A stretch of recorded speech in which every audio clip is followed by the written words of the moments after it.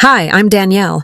For years, I quietly covered my brother's family's lavish $25,000 monthly lifestyle, their mortgage, their cars, their vacations.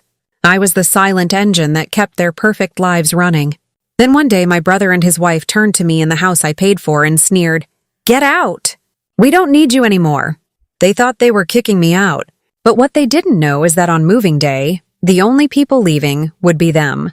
Before we dive into this, please like this video, subscribe to my channel, and tell me in the comments where are you watching from. It all started the day we buried our mother. Standing beside our parents' graves, I was 26, and my brother Scott was 24.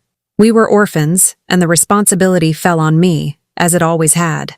A week later, we were in our parents' quiet kitchen, a stack of bills on the table between us. Scott wouldn't even look at it. "I can't do this, Danny," he whispered, his voice cracking. "Mortgage payments, insurance. I don't even know where to start." His wife, Brenda, sat beside him, rubbing his back. "He's just so overwhelmed," she said softly. "We both are. I was overwhelmed too, but someone had to be the adult." "It's okay, Scott," I said. "We'll figure it out together." But together quickly turned into me. I took over the accounts, making the first payments from my own savings.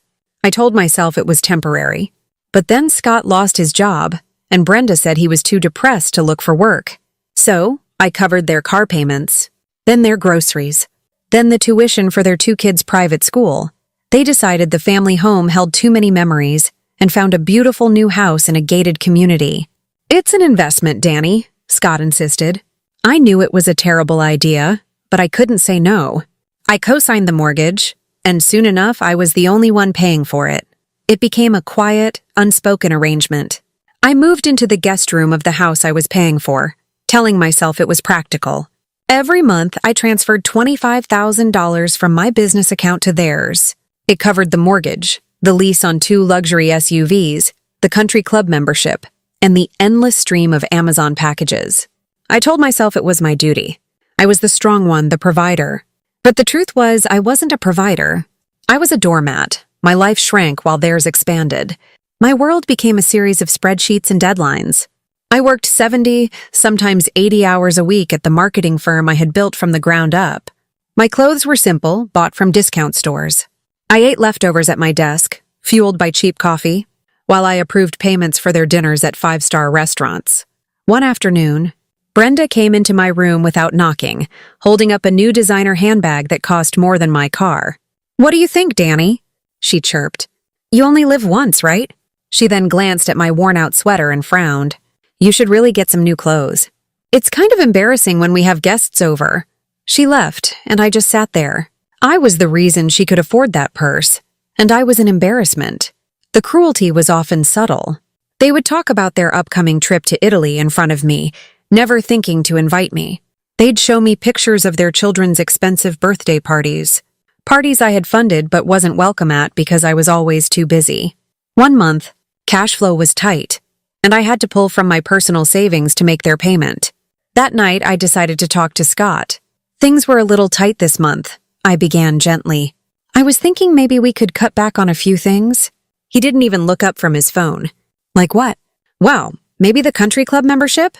He finally looked at me, his eyes cold. "Danny, the club is for the kids. It's about networking. You make plenty of money. Don't start acting like a martyr." He stood up. "You should be thankful you can even help. It's the least you can do. We're your only family." I just sat there, stunned into silence. In his mind, my sacrifice wasn't a gift. It was an obligation. I was living in a house full of people, a house I paid for, and I had never felt more alone. The breaking point came on a Tuesday evening. I had just come home after a brutal day and wired the $25,000. I walked into the living room to find Scott and Brenda sitting on the couch, waiting. They had matching, rehearsed expressions that made my stomach clench. "Danielle, sit down," Scott said, gesturing to the armchair. I sat. "Is everything okay?" Brenda spoke first, her voice smooth and empty. "Scott and I have been talking," she said. "We've been doing a lot of thinking about what's best for our family." Scott leaned forward. "This is our home, Danny, our family's home. And we think it's time you found your own place." The words hung in the air, suffocating.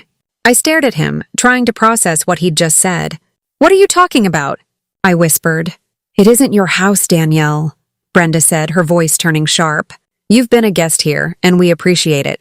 But the kids are getting older. We need our privacy. My heart felt like it had dropped. It was an eviction. I looked at my brother, searching his face for some sign of guilt or love. I found nothing but cold resolve. So you want me to leave? I asked. Yes, Scott said flatly. We'll give you a month to pack your things. We're moving in permanently. Permanently. As if I was just a temporary fixture to be removed. I thought of the 80-hour weeks, the lonely dinners, the endless sacrifices. I had given them my life, and in return they were throwing me out like garbage. They didn't see me as family. They saw me as a resource. And now they had decided the resource was no longer needed. For a moment, I thought I was going to scream. I wanted to rage, to throw the financial statements in their faces, to list every sacrifice. But then I looked at their faces. Brenda was watching me closely, a faint, triumphant smirk playing on her lips. She was waiting for the explosion. She wanted drama. In that instant, something inside me went cold. The fire went out. I finally understood that arguing with them was pointless. You can't reason with people who see you as an obstacle. My voice didn't matter to them. So I decided to give them what they had always given me, silence. I took a slow breath. I let the silence stretch, watching as their smug confidence began to waver. They were expecting a storm, and I was giving them a dead calm. Finally, I spoke one word. Okay. It came out soft but firm. Not defeated, but final. I stood up and turned and walked toward my room.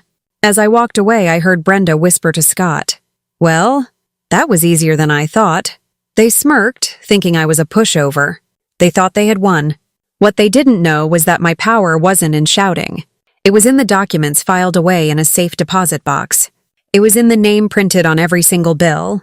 They thought they were closing a chapter, but I was the one who had written the entire book. The secret was born from practicality. When our parents passed, Scott's credit was a disaster. The estate lawyer, Mr. Harrison, had been very clear. For the sake of protecting our inheritance from creditors, everything should be legally in my name. The house, the accounts, everything. I agreed, thinking it was just a temporary shield. When we bought the new house, the bank insisted I be the sole owner on the title. The mortgage was in my name. The utilities were in my name. The SUVs were leased in my name. The credit card Brenda used was on my account. Scott never read the fine print. Brenda was too busy picking out paint colors. They were living in my house, driving my cars, and spending my money. Legally, they were nothing more than long-term tenants with no lease. Their occupancy was about to expire. The night they kicked me out, I didn't cry. I went to my room, closed the door, and called Mr. Harrison. "It's Danielle Carter," I said, my voice steady. "I need your services." The next 2 weeks were a quiet flurry of activity. I forwarded years of documents to my lawyer. I arranged for a moving company to put my possessions into storage. I found a small, furnished apartment downtown. All the while, Scott and Brenda treated me like a ghost, loudly discussing their redecorating plans within my earshot. They thought they were rubbing salt in my wound. They didn't realize they were just giving me more resolve. The last Saturday of the month arrived, bright and sunny. I sat on the front porch with my coffee and waited. At 9 a.m., a moving truck parked in front of the house. Scott and Brenda came out beaming.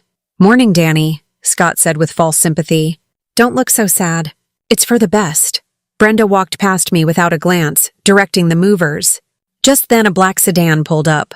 A man in a sharp gray suit stepped out. It was Mr. Harrison. He held a leather briefcase, and his calm authority immediately commanded attention. The movers stopped. Scott's smug grin faltered. "What's going on?" Scott asked, his eyes darting between me and the lawyer. Mr. Harrison walked calmly up the driveway and stopped in front of my brother. "Mr. Scott Carter?" he asked. "Yeah, that's me," Scott said, puffing out his chest. "Who are you?" Mr. Harrison opened his briefcase and pulled out a thick envelope. "My name is David Harrison. I am Ms. Danielle Carter's legal counsel," he said, handing the envelope to Scott. "This is for you." Scott tore it open and pulled out the documents. I watched as the color drained from his face. He looked up, his eyes wide with panic, first at Mr. Harrison, and then finally at me. "Wait, what do you mean eviction?" Scott barked, waving the papers. "This is a joke, right? This is my house. I assure you, Mr. Carter, this is no joke. Mr. Harrison said calmly. You seem to be operating under a misunderstanding. Brenda rushed over, snatching the papers. Her face contorted into a mask of horror. What is this nonsense? Danielle, tell him to stop, she shrieked. I didn't say a word. I just took a slow sip of my coffee. Let me be perfectly clear, Mr. Harrison continued, his voice carrying in the quiet morning. This property is, and always has been, legally and solely owned by my client, Ms. Danielle Carter. Scott shook his head in denial. No, we bought it together. His voice trailed off. He knew he had never read the papers. The mortgage is in her name. The title is in her name. Every utility bill is in her name, Mr. Harrison stated. The 2 vehicles in your possession are also leased in her name. For the past 5 years, you have been living here as occupants with her permission. He paused. That permission has been revoked. The document you are holding is a formal eviction notice. You have 48 hours to vacate the premises. The silence that followed was absolute. Scott's face was a pale, sickly gray. Brenda looked as if she had been slapped. You can't do this, Scott finally stammered, his voice a hoarse whisper. He looked at me, his eyes pleading. Danny, please. We're family. He dared to use that word now, after he had tried to make me homeless. The people who had stood so proudly just minutes before were now crumbling. The arrogance was gone, replaced by a desperate panic. Danielle, you can't do this to us. Brenda wailed. Where will we go? What about the children? Scott's pleading turned to anger. This was your plan all along, wasn't it? He spat. To humiliate us. I finally stood up. I walked over and stood in front of my brother. For years, their words had been my cage. Their demands were my obligations. But standing there, watching their world collapse, their voices didn't matter anymore. They were just noise. My silence was my victory. I reached into my pocket and pulled out the keys to the house. I turned to the head mover. Plans have changed, I said calmly. I need you to clear out the contents of the house and put them into a storage unit. Mr. Harrison has the details. Then I turned my back on my brother and his wife. I walked to my car, got in, and started the engine. I didn't look in the rearview mirror. For the first time in a decade, I wasn't responsible for their problems. I was finally, completely, blessedly free. Sometimes, silence is the most powerful answer. I didn't just get my house back that day. I got my life back. I learned that family isn't an obligation, but a bond you build through mutual love and respect. Karma has a funny way of installing a toll booth when you least expect it. So, I have to ask, would you have revealed the truth earlier, or waited like I did? Let me know in the comments, and don't forget to like, subscribe, and share if you believe karma always arrives on time.